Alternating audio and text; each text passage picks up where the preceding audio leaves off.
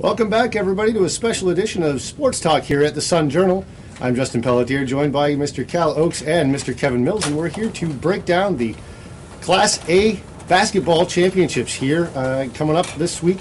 Cal, Edward Little, a little bit of a surprise, you think? Not the really. Girls? I mean, they've obviously got on a roll the second half of the season, and I don't think they're surprised. They play defense, and there's a definite team concept there that I expected them to be in the top half of the bracket, and that's where they ended up. I don't know what Kevin's expectations were. Yeah, I think this kind of has been a year in the making. The last couple of years, they've kind of gotten close to getting to the quarterfinals and haven't quite got there. The only thing that made them a question mark this year was just their size. They're much smaller than most of the other top teams in A. And their scoring balance, which was kind of a factor the last couple of years, and they've solved both of those. They've got some good balance, and the size issue hasn't been a factor. They've been out-rebounded in some games, but their hustle and hard work kind of makes up for that. Now, you look at Edward Little going in as the number 2 seed, but the number 1 seed is Skowhegan, which we can't really overlook. Skowhegan has done very well to get through the KVAC competition this year. We saw Edward Little able to get through Skowhegan in the KVAC championship, although how much stock do you put in a game like that where it's a glorified exhibition? I think it was a straight up championship game. Obviously I think some of those teams will hold back certain plays and they're not gonna show their full hand, but for the most part, what I wanted to see out of that game was how could EL play against Skowhegan's size. And I saw that a little bit when they played Skowhegan in the prelim last year and lost. And they handled it pretty well. Actually, Skowhegan's postgame was hardly a factor in that game. Skowhegan had some issues with what EL likes to do defensively. They hadn't seen a lot of matchup zone. I think they're used to seeing man-to-man, so they'll have a week to practice up if they need to get the rematch in the regional final.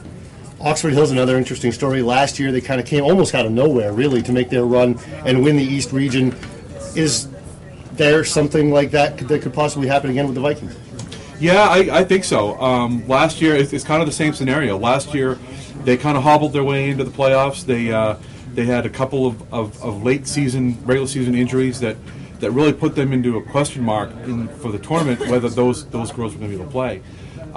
This year, they know Lindsay Fox was hurt late in the season. They lost 3 of their last 5 games, and but she's back. She's playing, and so I think they come back and maybe kind of an afterthought like they were last year. And they have the core of that team back, and they have a strong post game, a great defensive team, and I think out of all the teams in Eastern A, they actually have the most experience on that floor, and I think last year might give them a bit of a boost in this year's tournament. How about ball handling? I know last year they had Kalle Pelletier. She was kind of the glue that held everything together. Well, I think that's kind of the reason for their stumbles the last couple of games was because when Fox got hurt against Edward Little, she was out the next game, and so they lost to Coney. So there was back-to-back losses right there, and she's a big factor to take out of their game. She's kind of the catalyst of the backcourt. She handles the ball. She'll drive to the basket. She's a defensive presence. They've got a lot of girls around her that play well on the perimeter, but she's kind of the one that makes it all go, especially with ball. And we would be remiss if we were going to talk about the Leavitt Hornets. First time in the Eastern Class A tournament, and they go and pull off at least a mild upset in the 11-6 matchup, and they knocked off Brewer real quickly. Guys, can they be a factor? Well, maybe. I mean, they draw a Messalonsky team that, admittedly, we don't know as much about them as we do about some of the others because they've kind of been the quiet team among the top 5. Leavitt, a team of mostly freshmen and sophomores, and I think in a lot of people's mind, maybe a year or two away from making some noise in Class B, where they're apparently headed after this tournament. Messalonsky is the highest scoring team in the Eastern A field, and they like to run and gun, but so does Leavitt. And I haven't seen Messalonsky play, so I'm not sure how Leavitt matches up with them. But Leavitt goes in with no pressure. They're excited about the opportunity. They haven't won a quarterfinal since 1976. They haven't been in a quarterfinal since the late 90s. So, they're excited for this chance, and they've grown up around that court. So I think they go in, feeling no pressure. Obviously, the nerves are going to, set in at some point. But I think they'll go in and just be able to give it a good shot and see what they can do. All right, guys, 10 words or less. Who wins the Eastern Class A girls bracket? Who comes out of there?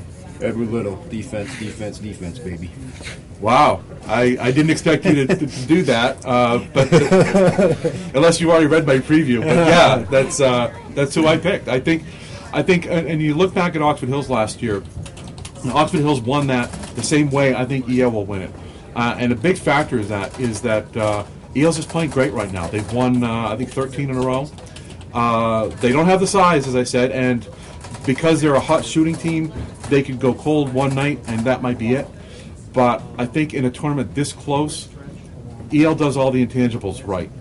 They're a great defensive team. They work well together. They execute. They're well coached.